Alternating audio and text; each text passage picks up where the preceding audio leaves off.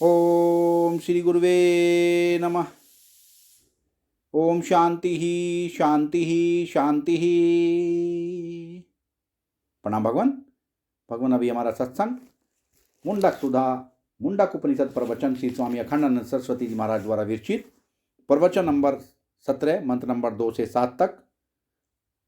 अक्षर उपरत पर औपाधिक एवं निरुपाधिक अक्षर तत्व एपिसोड नंबर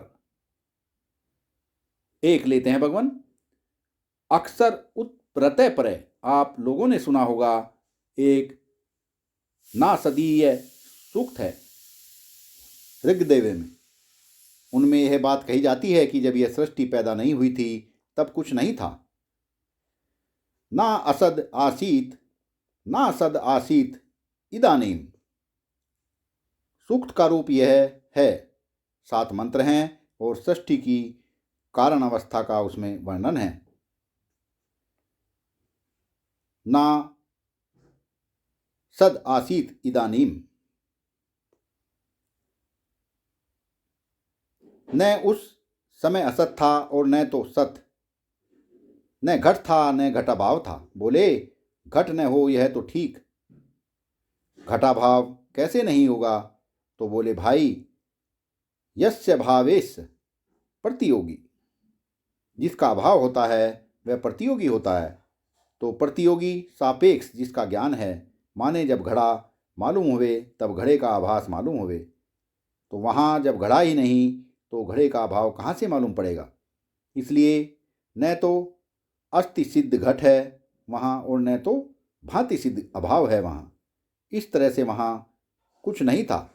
इस प्रकार का वर्णन है कारणावस्था में। उसको क्या बोलते हैं? उसको बोलते हैं परतः अक्षर। सबसे परे वही अक्षर तत्व है, अव्याकृत तत्व है। और वह जिसकी उपाधि है, माने उस सर्व भाव अभाव रूप नाम रूप की अव्याकृत दशापन जो कारण वस्तु है, वह जिसका उपलक्षण है, माने उसके द्वारा जिसको हम समझाते हैं लखाते हैं, उस अक्षर उपरतय पर परमात्मा को लखाने के लिए सबसे नज़दीक परमात्मा के कौन सी चीज़ है? वही जो अव्याकृत है। इसको परमात्मा का तटस्थ लक्षण बोलते हैं। शाकाचंद्र न्यायस दूज को सायंकाल जब चंद्रमा उदित होता है पश्चिम में, तो किसी को जल्द नहीं दिखता है। तो उसको बताते हैं कि वह देखो पेड़ है, कि हाँ है तो सही। पेड़ पर वह ऊंची शाखा सबसे, कि हाँ, कि उससे जरा 2 हाथ दक्षिण को हटकर देखो, वह क्या है? कि चंद्रमा। तो अब न चंद्रमा का उस पेड़ से संबंध है, न ऊंची शाखा से संबंध है, न 2 हाथ दूरी से संबंध है। लक्ष्य से अलग रहकर जो लक्ष्य को समझावे उसको तटस्थ लक्षण कहते हैं। तद्भिन्नत्वे सति तद्बोधकत्वं तटस्थ लक्षणम। जो उसमें बिल्कुल न्यारा रहकर सबको समझावे, तो यह जो अव्याकृत जिसको बोलते हैं, जिसमें कोई नाम नहीं है, कोई रूप नहीं है, कोई क्रिया नहीं है, सर्व कारण की जो उपाधि है, वह ईश्वर नहीं है, वह चेतन नहीं है। क्योंकि परमात्मा के साथ कार्य कारण का संबंध नहीं जुड़ता, वह तो अद्वितीय है।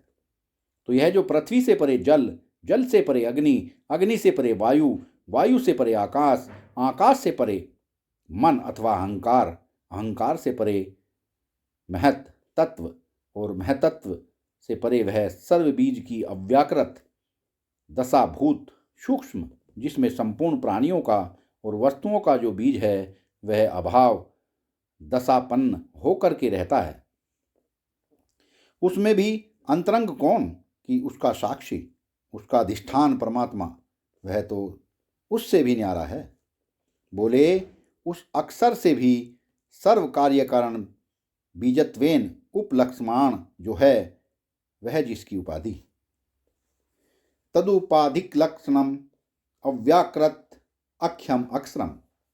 वह जो अव्याकृत नाम वाला अक्षर है और वह जिसकी उपाधि है, वह परमात्मा जिसमें न उपाधि न उपाधेय, वह प्रात पर शब्द बोलते हैं परमात्मा के लिए सबसे जो परे है, उससे जो परे, उसका नाम परात्पर। यहाँ क्या है कि परतः अक्षरात् परे, सबसे परे जो अक्षर है यह परतः माने यह भी पंचमी विभक्ति है। यह परिस्मात इति परतः, जो सबसे परे हो उसको परतः बोलते हैं। यह पंचमी विभक्ति में ही तद्धित प्रत्यय हो गया है। परिस्माद इति पर, परात परिस्मात दोनों रूप बनते हैं और दोनों के स्थान पर यह तत् हो जाता है। तो सबसे परे जो अव्याकृत अक्षर है उससे भी परे माने अव्याकृत अक्षर के साथ जो जगत का कार्य कारण संबंध है, परंतु परमात्मा के जगत का कार्य कारण संबंध जो है वह वास्तविक नहीं है, कल्पित है। जन्म अधस्य यत, यह इसका तटस्थ लक्षण है, उसका स्वरूप लक्षण नहीं है। यही बात श्रीमद् भागवत में कही। यही यतो वा इमानि भूतानि जायन्ते येन जातानि जीवन्ति यत प्रत्यक्ष भी समी संति। श्रुति में कहते हैं अब यह बात बताई कि वह निरुपाधिक पुरुष है और सृष्टि स्थित प्रलय जो है यह होता है अव्याकृत उपाधि में। इसी में सृष्टि हुई, इसी में स्थित हुई, इसी में प्रलय हो गया। काम होता है उपाधि में और उसका उपचार होता है, माने गौण रूप से उसका वर्णन किया जाता है उपाधि के अधिष्ठान में।